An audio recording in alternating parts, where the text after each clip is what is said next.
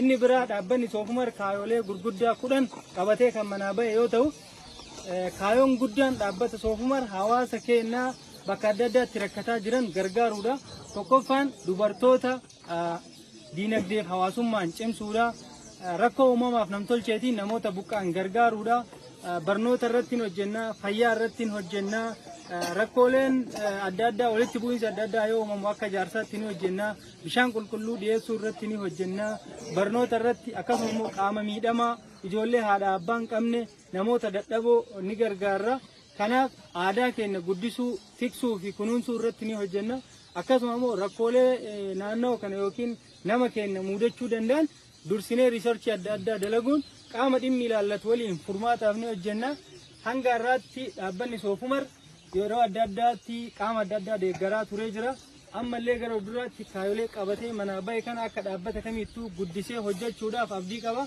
Ilmaan Oromoo biyya adda addaa jirtan, kanneen NGO adda addaa keessa jirtan deeggarsa guddaa isinirraa barbaanna. Deeggarsi isin nuuf gootan deeggarsa yaadaa ta'uu danda'a, deeggarsa ogummaa ta'uu danda'a, deeggarsa maallaqaa ta'uu danda'a. Wanti kamiyyuu qabeenyi guddaan yaadaan akka nu bira dhaabbattan, beekumsa qabdaniin akka nu bira dhaabbattan, qabeenya qabdaniin akka nu bira dhaabbattan, nu bira dhaabbachuun uummata keenya bira dhaabbachuudha. Biyaansi barataa tokko namni tokko yoo barsiise biyya tana bor jijjiiruu danda'a. Baadiyyaa kana keessatti namni daftara bituun ulfaataadha. Waan nyaachisee bulchuyyuu qabaachuun ulfaataadha. Kanaaf namni diinagdee qabu, namni biyya alaa jiru, namni biyya keessa qabeenya qabu tokko barataa baadiyyaa kana keessa jiru tokkoof waggaatti yuunifoormii qalamaaf daftara qofa yoo bite gahaadha jechuudha. Lammii tokko qaree jira. Namni barate akka karameellaatti dhandhamamaa, namni barate mirga ofii gaafata kaleessa Jeneraal Taaddee Birruun hin jedhe har'a dhaloota kana barsiisuun hospitaala tokko yoo deemtee siree nuti irra dhalannetti addallee haadholiin keenya itti da'aa jiran. Kanaaf warri biyya alaa jirtan, warri diinagdeen guddattan, baadiyyaa kaleessa keessaa baatan san yaadachuun, ummata haadha abbaa keessan kaleessa keessaa baatan san yaadachuun, ummata keessan akka barsiiftan, fayyaa isaa irratti akka gargaartan, aadaa isaa irratti akka gargaartan, qaama miidhamaa karaa adda addaatiin miidhame kagabbayee hojjetachuu hin dandeenye, dhibamaa siree irra jiru hunda aadaan Oromoo keessaa tokko guddaan aadaa wal gargaarsaati. Kanaaf aadaa keenya guddifnu, walaa gargaarru, waliin hojjennu, nutillee isin waliin, isinillee nu waliin taanee dhaabbata kana gargaarru. Karaa dhaabbata kanaatiin immoo uummata keessan bira dhaabbadhaan dhaamsa kiyya. Qaamni bulchiinsaa isas jiru, qaamni nageenyaa isas jiru, abbootiin gadaa isas jiru. Gamuma isaaniitti isin dabarsaa isaan walii alaalan. Hayyee galatoma.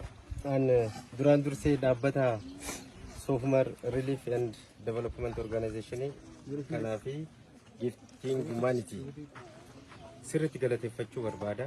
Sababni isaa aanaa Sawweenaa ganda Mandeeraa akka carraatti yeroo uummanni sababa hongeetiin qabeenya isaa, beeylada isaa dhabee sooma keessa jira, waan nyaatu dhabee yeroo jirutti ilmaan isaaniitiif yaaddoo kan ta'e keessattuu guyyaa idaa ilmaan isaa silaa ittiin gammachiisan dhaabbanni kun itti yaadee daa'imman yookaan immoo ijoollee umrii isaanii 5 haga 13 kan ta'an nama 89f uffata haaraa aleensa jireenyaas hin beekna uffata haaraa uummata kanaaf ganda kanaaf dhiyeessanii jiru. Inni kun uummata ganda Mandeeraatiif gammachuu addaati jechuudha. Gammachuu addaati. Uummata ganda Mandeeraa qofaa miti akka aanaattu carraa qabeessaa ta'uu isaanii qabannaa jechuudha. Dhaabbata kana galata guddaa carraa ganda kanaaf kennan kan galata guddaa galchinaaf jechuudha. Fuula duraaf immoo kaayoo isaan qabatan kaayoo dandamannaa uummata naannoo horsiisee bulaatiif baay'ee bu'aa qabeessaa kan ta'e keessattuu rakkoo bishaanii irratti, rakkoo hawaasummaa irratti, dhimmoota jiran barnoota irratti, fayyaa irratti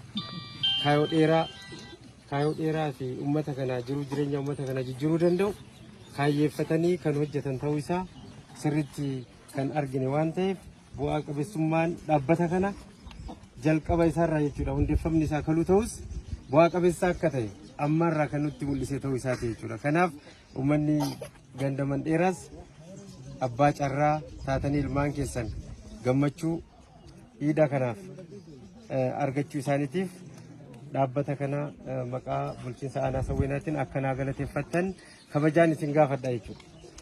Kanaaf itti aansee abbaan gadaa kennalleen Haji Muhammad Umar jiranii aanaa sawweenaa keessa ganda 29tu jira. Ganda 29 keessaa carraa qabeessa kan ta'e Mandheer ilmaan isaa namni 89 uffata haaraa argatee jira jechuudha.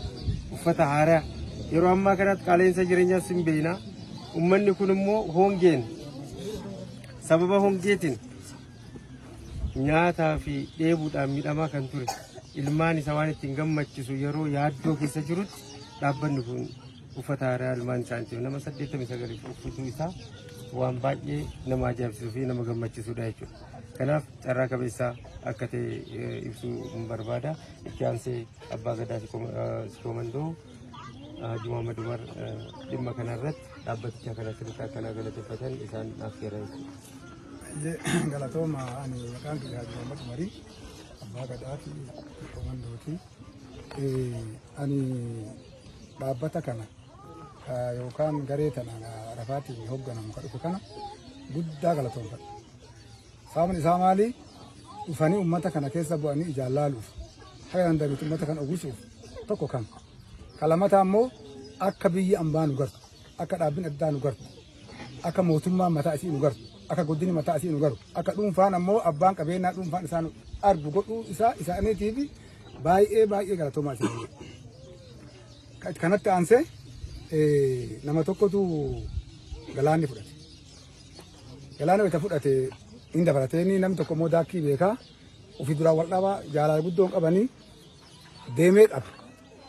Wanta qabe namni immoo galaana fudhate inni jarjaraa inni kore akka isallee liqimsiisu godhe. Ofirraa darbuu barbaade nan darbiin je'een waan na qabe siin je'e sin na qabeemi amma na gadin isin je'e. Nu amma waan isin tadhaamannu nu laalu duraan beekna nu laaltanii beekna haquun deemtanii beekna makiinaa nu kennitanii beekna yaadaan beektanii beekna raffaate illee hin beekna. Gizee ammaati gizeen gaafasi gargar amma namni keenya oolaa irra ture mashaqaan irra ture. Fakkeenya gandi aanaa sawweena gandi madheera carraa argate. Haa argatu malee amma nama 89 ka argate kun nama miliyoona irraa hafe. Ka argate kun hin gammadaa kan nuti fayyadu kun ijoollee boochuudhaan. Maaliif akka argatu barbaada? Ka ganti kun argate immoo ganti biraa hoo san caalaa hambana yoom dhufti jarri sun bilbila isaan nu kenna jechuun mala. Akka nu hifanne akka nu jabaattan akka nu ijjitan dhaamsa kiyyaa kan nu galatoomfatu rabbuu isin galatoomfatu. Irratti raffaaddanii hidhamtanii yaada kana keessatti yaaddamtanii deemtuun nu afaaniin jenna malee haqiiqaa rabbi isin galatoomfatu rabbi isin haa galatoomfatu. Nulleen isin galatoomfannu seenaan isin haa yaadatu.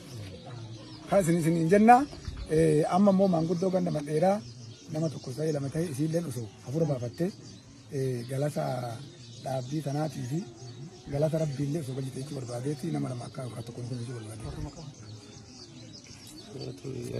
Kafeetan kennaa tura.